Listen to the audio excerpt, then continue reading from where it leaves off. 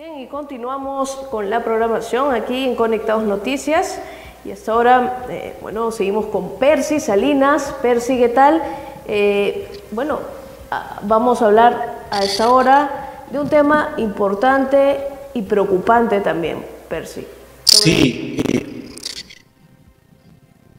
justo hemos estado dando seguimiento a una información que alertaba a la Organización Mundial de la Salud a través de una encuesta demográfica y de salud familiar, de estadística que se ha venido dando desde el año 2022, que la anemia en el Perú ha crecido enormemente en un 42%. Hay estadísticas que la que hemos estado revisando, la información que se nos ha proporcionado a través de nuestro equipo de producción, es alarmante. Y en un país donde los recursos se tienen, hay dinero, porque no hay excusa para estas situaciones, el problema es que tenemos como funcionarios no saben ejecutar el presupuesto que se les asigna. Y pero quería, colega María Fátima, porque pareciera que el tema del COVID no nos ha enseñado. Así es, Percy, totalmente de acuerdo con lo que mencionas, y es por eso, para hablar de este tema alarmante que está sucediendo en nuestro país, estamos con el doctor Marco Almerí, especialista en salud pública. Bienvenido, doctor. Fátima, Percy, muy buenas tardes a ustedes y a toda su generosa teleaudiencia. Gracias por la invitación. Este es un tema absolutamente delicado, de mucha actualidad. Es un crimen lo que le están haciendo en estos momentos a nuestros infantes, a nuestros niños, a nuestros adolescentes.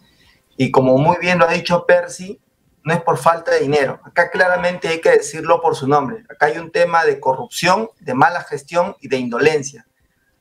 Mucho dinero se ha utilizado con el propósito de bajar la anemia, sin embargo, no se ha logrado nada en 6 años. Dígame usted, ¿cuáles son los principales efectos cuando hay que entender esto, la naturaleza de este problema, como ya lo dije, pudiendo haberlo resuelto tomando acciones efectivas?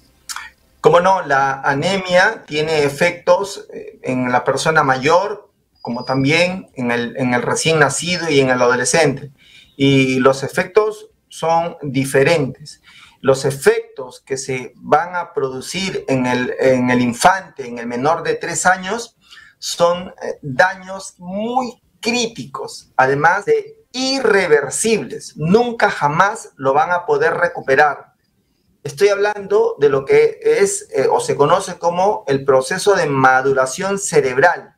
Todos los seres humanos nacemos con neuronas, pero si esas neuronas no están interconectadas mediante un sistema de llamada sinapsis, esas neuronas no van a funcionar y no van a servir para desarrollar el intelecto o la capacidad cognitiva.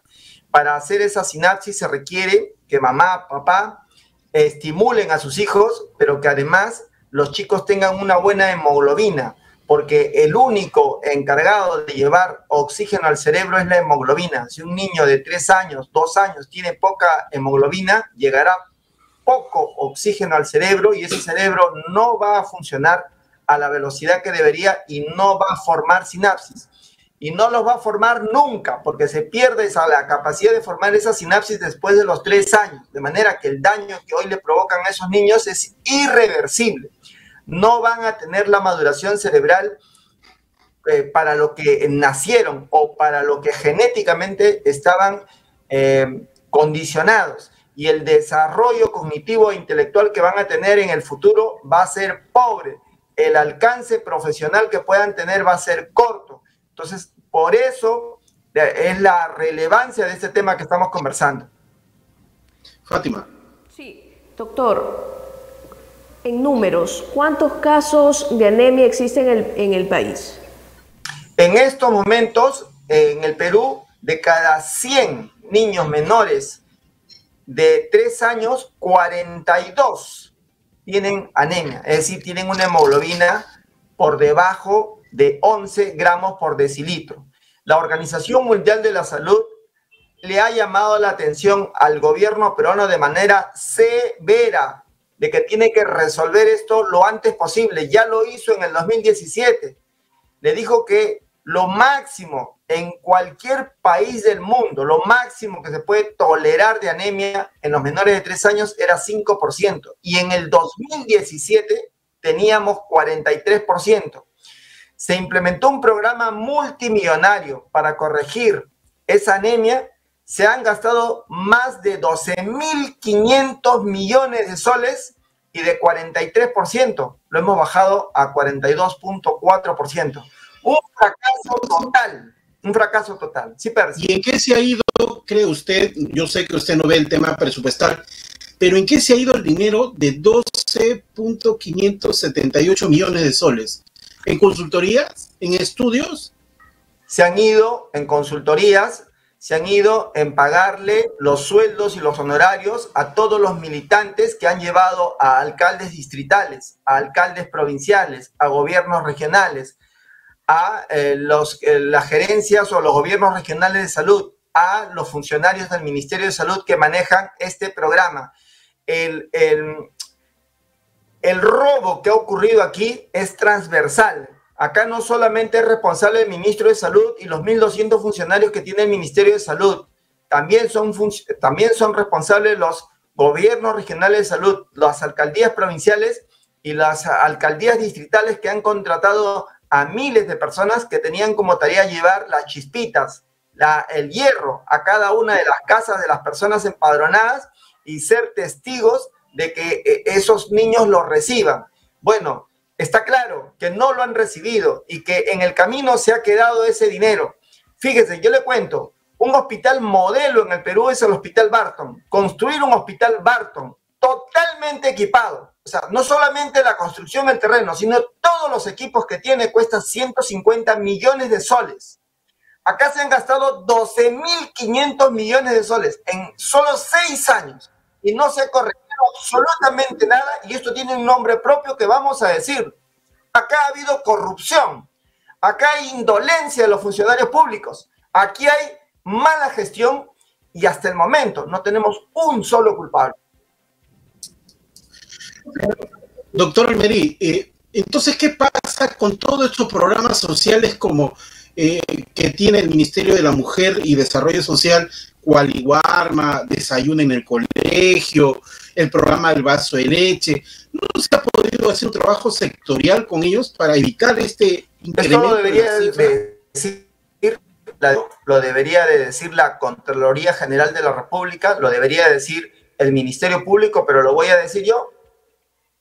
Son ineficientes, no hacen su tarea, no cumplen su labor, no honran el sueldo con el que llevan el pan a la mesa de su casa, no hacen su trabajo. Todos esos programas son caño abierto, por el cual se pierde millonadas, millones de soles que pertenece a todos los peruanos. Entonces, estos programas no están funcionando. Porque usted me habla de programas de alimentación como Cualiguarma y yo le respondo, en la zona rural del Perú, de cada 4 niños, 1 tiene anemia crónica. No estoy hablando de que no comió ayer o antes de ayer, estoy hablando de que tiene anemia crónica, que no tienen la talla para la edad, que no tienen el peso para la talla. Pero si profundizamos un poco más, no solamente ya no han desarrollado su cerebro, sino que no han desarrollado su corazón, no han desarrollado sus huesos, no han desarrollado sus músculos. La capacidad laboral futura que ellos van a tener es pobre. Doctor, una consulta. ¿Cuál es el protocolo si, por ejemplo, yo tengo mi niño con anemia? ¿Cuál es el protocolo de atención? ¿Cuál es el tratamiento que debe tener, el ideal tratamiento que debería tener una persona, en este caso un niño con anemia? Bien, gracias por preguntar, porque me permite dirigirme a los padres de familia que nos están escuchando. Que primero, que me disculpen la indignación. Segundo, quiero decirle a esos padres de familia que en el Perú anemia es tener, en el caso de los menores de 3 años, es tener menos de 11 gramos por decilitro. Es decir, que si su niño tiene 9 o 10 o 8 gramos por decilitro de hemoglobina, eso es anemia. Si usted le da a su niño fierro, que puede ser fierro maltosado, que lo puede comprar en jarabe, un jarabe por mes, puede comprar de repente como sulfato ferroso, o puede comprarlo como fumarato ferroso y le da a su hijo. Varían los precios, puede ir desde 5 soles hasta 32 soles. Y usted le da a su hijo todos los días una cucharita de 5 mililitros. Le aseguro, porque está escrito en la literatura médica, que en una semana va a aumentar 1 gramo por decilitro. Es decir, si tenía 10, en una semana ya corrigió la anemia. Si tenía 9, en 2 semanas corrigió la anemia. En general, podemos asegurar que en un mes, papá responsable, mamá responsable, que le da hierro a sus hijos, en un mes corrigen la anemia. Y claro, hay que luego cada 6 meses darle, porque el cuerpo tiene la capacidad de almacenar hierro y evitar así la anemia. En los menores, el efecto es trascendente, porque va a requerir tener una buena hemoglobina para formar muchas sinapsis y alcanzar un buen desarrollo cerebral que le va a servir en el futuro para su actividad académica. Entonces, si no alcanza, si no lo quieren hacer así y me piden un consejo, ¿cómo lo podrían hacer a través de la alimentación? Les digo que la sangrecita, porque me lo han preguntado muchas veces, si la sangrecita funciona o no funciona, y la sangrecita sí funciona. Si usted le da dos panes con sangrecita todas las mañanas en el desayuno, usted está corrigiendo la anemia de sus hijos. ¿Dónde más hay hierro? En las carnes, la carne roja, la carne de pollo también, el pescado también. Ahora, ¿habrá hierro en las verduras? Sí, pero recuerden, ese es un hierro de origen vegetal.